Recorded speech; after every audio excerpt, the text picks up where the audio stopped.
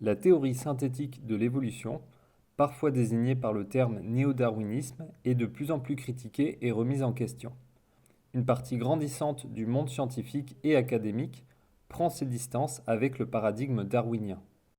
Certains scientifiques font un pas supplémentaire en adoptant la position qu'on appelle dessin intelligent, intelligent design, reconnaissant ainsi que l'hypothèse la plus tenable scientifiquement pour l'origine des espèces et des systèmes vivants organisés est celle d'une force intelligente et douée d'une volonté, à l'inverse du hasard et des phénomènes aléatoires pour le néo-darwinisme.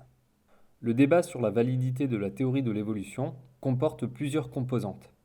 On pourrait dire que la bataille se fait sur plusieurs terrains. Une des questions qui sont débattues est la capacité des phénomènes naturels aléatoires à produire des structures et des systèmes complexes et organisés comme une cellule, du code génétique, un organe comme le cerveau, une bactérie, une espèce animale ou même des écosystèmes entiers. Aujourd'hui, on va parler de la capacité de phénomènes naturels non pas à produire des structures complexes et organisées, mais à produire deux fois la même structure complexe et organisée sur deux branches indépendantes, sans héritage d'un ancêtre commun. En d'autres termes, deux branches indépendantes et distantes produisent chacune une forme, un organe, un gène similaire ou identique. La convergence évolutive. On représente traditionnellement l'évolution par un grand arbre, au sein duquel toutes les espèces sont inscrites. Cet arbre contient plusieurs branches qui correspondent chacune à ce que l'on appelle un règne, un embranchement, une classe ou un ordre. Par exemple, les mammifères sont une classe d'animaux vertébrés, les reptiles en sont une autre, les oiseaux en sont une autre. Les cétacés sont une sous-classe des mammifères, etc. Cet arbre donne la généalogie traditionnellement acceptée par les évolutionnistes. L'évolution fonctionne sur la base du phénomène aléatoire que sont les mutations génétiques. Des caractères, gènes, structures nouvelles sont éventuellement acquis suite à une mutation génétique, puis transmis à la descendance. La relation à l'environnement conditionne ensuite la survie des individus et donc de ces caractères nouveaux. C'est la sélection naturelle. Considérons le schéma suivant. À gauche, la classe des reptiles qui comprend les dinosaures, les crocodiles, les serpents, etc. À droite, les mammifères, les chimpanzés, les hommes, les rats, les girafes, etc. Au centre, un ancêtre commun hypothétique. Les branches secondaires ne sont pas importantes et ne reflètent probablement pas la hiérarchie qui fait consensus. Ce qui compte, ce sont les deux branches principales qui aboutissent à deux classes distinctes. Qu'est-ce qui distingue ces deux groupes? Les reptiles ont souvent des écailles et sont majoritairement ovipares. Ils pondent des œufs. Les mammifères, eux, sont vivipares. La gestation est en interne et ils allaitent leurs petits. La majorité des mammifères ont des poils également. On commence avec le pangolin. Le pangolin est un mammifère à écailles. Il a des écailles comme les reptiles, par contre, la gestation est interne et les femelles allaitent leurs petits. Le mâle produit du sperme, la femelle produit des ovules, etc. Le système reproductif est très proche de celui de la plupart des mammifères. Cet animal emprunte des caractéristiques à plusieurs groupes. Où peut-on le classer? Si on le place plus haut chez les mammifères, il faudra justifier que la branche sur laquelle se trouve le pangolin a développé, sur la base de mutations aléatoires, la structure de l'écaille. Il aurait donc acquis un caractère, on pourrait dire un organe, quasi identique à celui des reptiles. C'est très difficile à imaginer. De l'autre côté, c'est encore plus difficile à imaginer. Le pangolin aurait développé une reproduction de type mammifère sur la branche des reptiles, sans pour autant que cela soit hérité d'un ancêtre commun avec les mammifères. La troisième possibilité est de le placer proche de l'ancêtre commun hypothétique entre ces deux groupes. Ça serait le plus logique. Mais on va voir que cette place est contestée, justement parce qu'on rencontre ce problème de similarité avec d'autres animaux. On va le voir avec d'autres exemples, c'est souvent le système de reproduction qui prend le dessus. Le pangolin est donc classé parmi les mammifères. C'est juste un mammifère à écailles. Il faut essayer d'imaginer que des mutations aléatoires ont produit des écailles sur deux branches distinctes.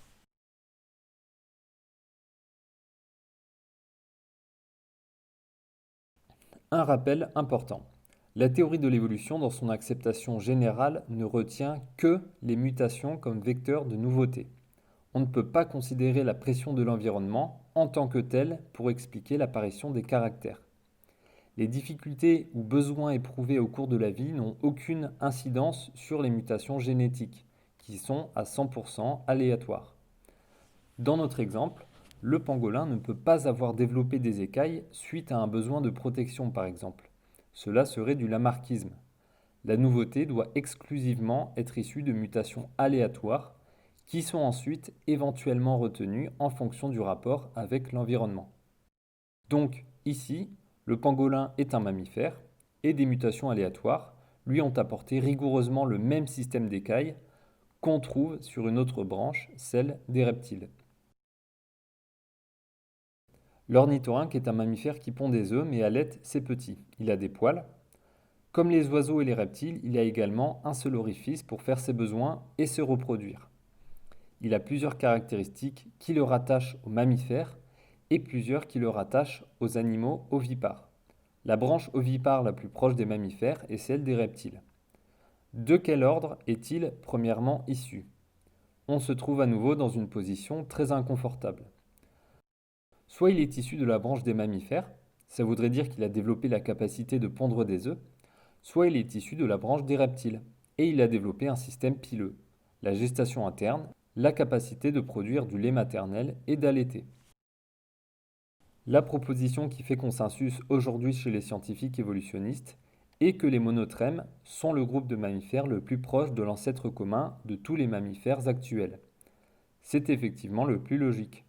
Dans ce cadre-là, les caractères comme l'oviparité sont simplement hérités de l'ancêtre commun avec les reptiles, puis ensuite perdus et remplacés par des caractères et systèmes de reproduction proprement mammifères, partagés par les marsupiaux et placentaires. On résout ce problème de similarité interbranche en faisant remonter l'espèce au niveau du nœud ou proche du nœud. Finalement, on retombe plus ou moins sur nos pattes. Demeurent cependant des problèmes très sérieux, celui des pattes palmées et surtout du bec de l'ornithorynque. Ces deux caractères sont des caractères possédés par les oiseaux. D'où l'ornithorynque les a-t-il obtenus? Dans le cadre de la théorie de l'évolution, les oiseaux descendent en plus des dinosaures qui sont une sous-classe des reptiles. Comme pour le pangolin et les écailles, les évolutionnistes n'ont pas d'autre choix ici que d'invoquer le phénomène de la convergence évolutive. Des mutations aléatoires ont produit la structure du bec de l'ornithorynque, c'est un pur hasard. On a aussi le problème des chromosomes sexuels. L'ornithorynque a 10 chromosomes sexuels. L'organisation génétique sur ce point est unique et très différente de toutes les autres espèces. Sa proximité avec l'ancêtre commun des mammifères pose un autre problème dans la mesure où cette spécificité génétique, d'une part, ne semble pas être héritée et d'autre part, n'a pas été transmise aux autres groupes mammifères.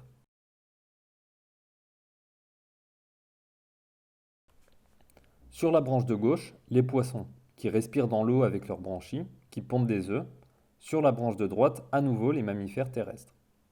Les cétacés sont des mammifères marins. Certains ressemblent beaucoup aux poissons, mais ce sont des mammifères. Ici encore, c'est le système de reproduction qui prend le dessus. Les théoriciens de l'évolution placent donc les cétacés ici, sur la branche des mammifères. Ils descendraient donc des mammifères terrestres. Entre le requin et l'orque, par exemple, un système respiratoire et de reproduction très différent, mais également deux espèces adaptées au milieu aquatique, deux nageoires pectorales, une nageoire caudale au bout du corps, un aileron, la même forme allongée.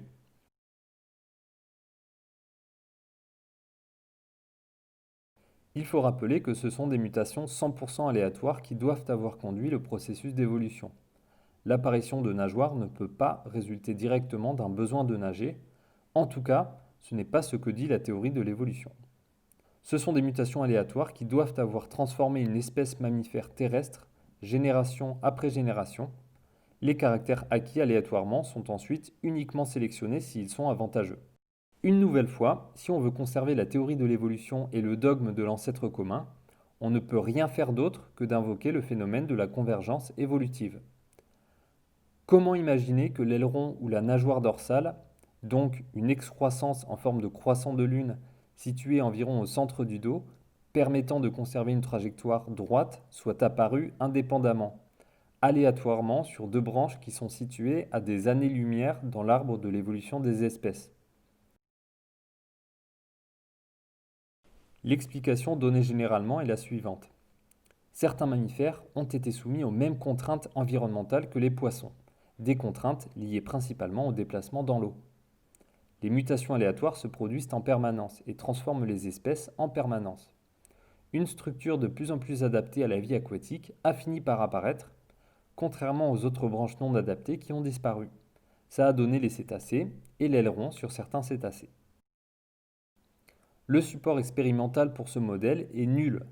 L'histoire des cétacés, comment ils sont apparus, à partir de quel groupe, selon quel mécanisme, etc., ce n'est basé sur rien de scientifique, rien de testable, rien de démontrable, rien de vérifiable.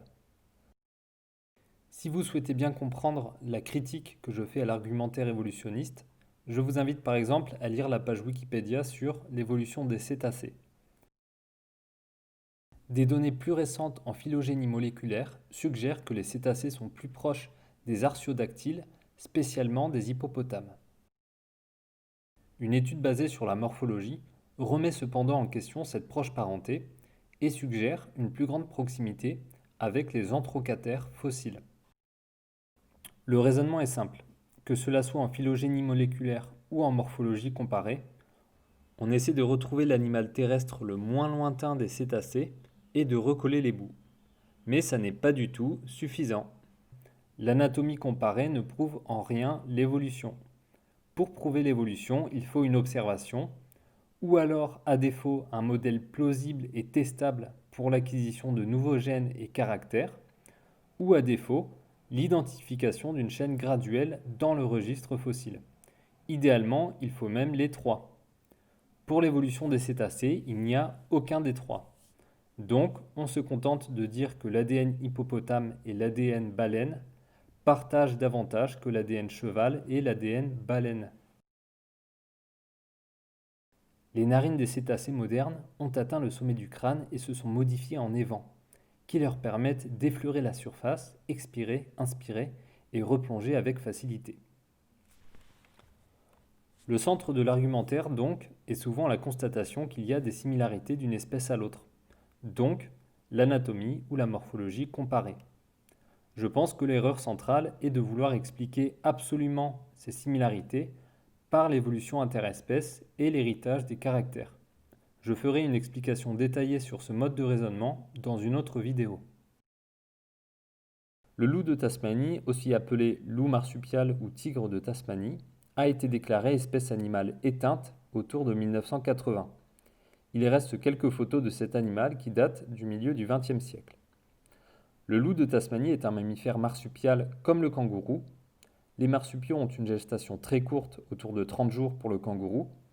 Au moment de la naissance, un bébé kangourou fait 3 cm. Il est quasiment à l'état larvaire. La deuxième phase du développement se fait dans une poche. Le loup de Tasmanie appartient à ce groupe. Et vous l'avez deviné, on le situerait plutôt proche du chien ou du loup, qui sont des mammifères placentaires. Cependant, c'est bien le mode de gestation qui prend le dessus une nouvelle fois. Donc, il fait partie des marsupiaux. Certains paléontologues insistent sur le fait que les squelettes du loup et du loup de Tasmanie sont difficilement discernables, notamment le squelette du crâne. Nous constatons que le loup de Tasmanie a un crâne davantage semblable à celui du loup gris et du renard qu'il n'est semblable au crâne des espèces voisines. Le loup de Tasmanie et les canidés placentaires comme le loup, le chien et le renard est probablement l'exemple le plus étonnant d'évolution convergente. Par ce processus, des animaux pas directement apparentés évoluent et produisent des formes similaires en réponse aux mêmes pressions environnementales. Toute ressemblance avec le chien est due à la convergence évolutive et non à des caractères hérités d'un ancêtre commun. La convergence évolutive ou évolution convergente, c'est la carte joker qui marche tout le temps. Dès que la théorie de l'évolution rencontre une incohérence de ce type, on sort cette carte magique. Appliquer la méthode scientifique, C'est être prêt à ce que l'expérience, l'observation, amène à une conclusion à laquelle on n'avait pas pensé, ou qui n'était pas prévue. Chez ceux qui défendent l'évolution, le raisonnement est souvent systématique et dogmatique.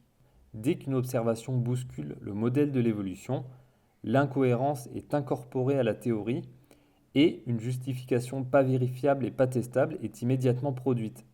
Quand je débat, je me rends compte que souvent mon adversaire raisonne par défaut, avec un postulat.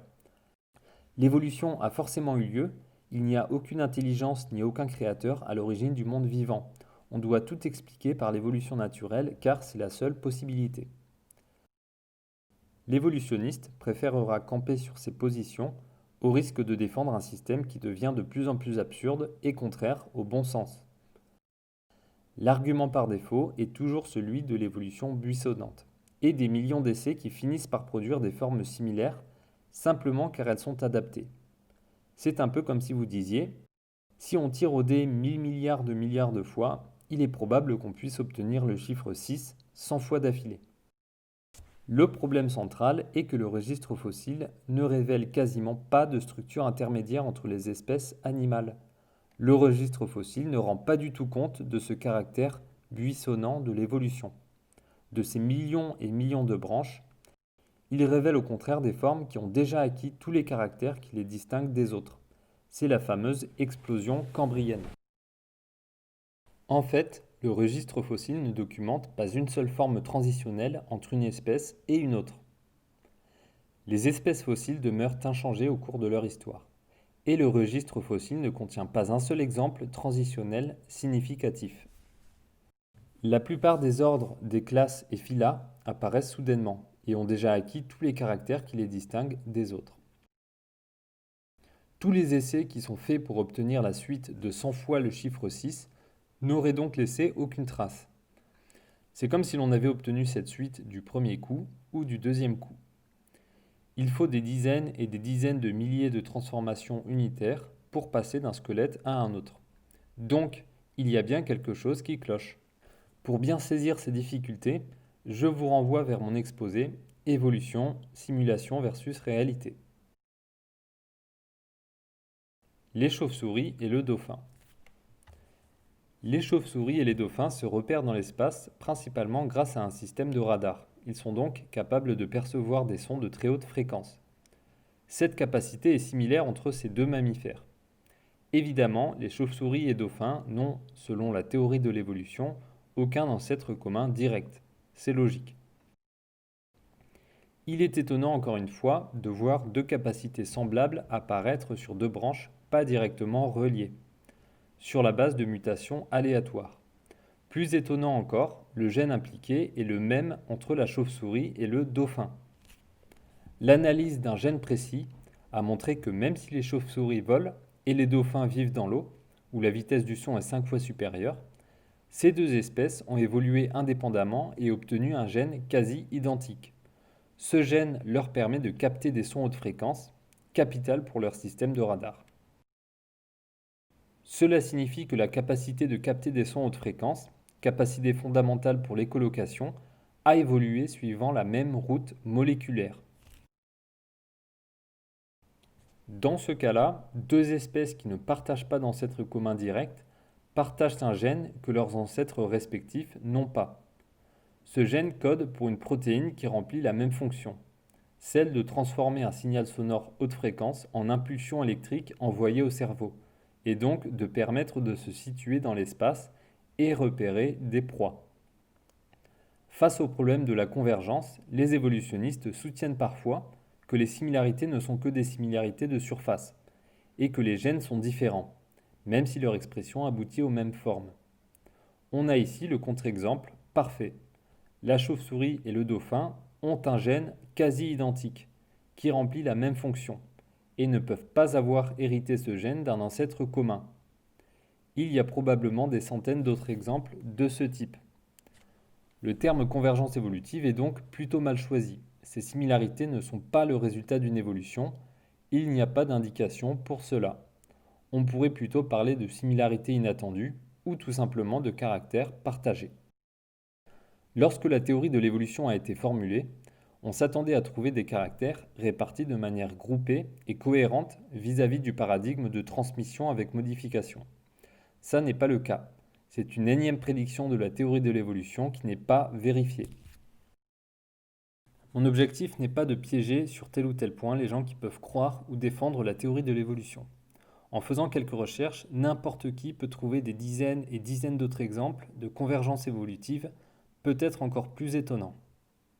Les recherches récentes et les progrès faits en génétique indiquent que la configuration du monde vivant, les espèces et la répartition de certaines capacités ou structures ne sont pas compatibles avec un schéma basé sur l'hérédité des caractères et la généalogie. Il est juste de dire qu'il y a des grands groupes animaux, comme les mammifères, les reptiles, les cétacés, que ces groupes généralement s'emboîtent les uns dans les autres. Cependant, ce système de classification est partiellement incohérent lorsqu'on regarde dans les détails. Pour la bonne raison qu'il y a par milliers et milliers des caractères, des structures, des gènes partagés entre des espèces n'appartenant pas au même groupe. La génétique et la comparaison des génomes a accentué les incohérences du modèle évolutionniste. L'exemple de la chauve-souris et du dauphin est très parlant à cet égard. Le caractère incroyable et inimaginable des convergences évolutives est un des éléments qui conduit de plus en plus de scientifiques à rejeter le paradigme darwinien. Si l'on souhaite garder un esprit rationnel et terre-à-terre, on voit mal comment des mutations aléatoires qui peuvent produire des milliards de combinaisons différentes produisent le même gène chez le dauphin et la chauve-souris, pour adresser exactement le même problème. La somme d'études, de parutions, d'aspects sur lesquels la théorie synthétique de l'évolution est remise en question ou attaquée frontalement grandit avec les années.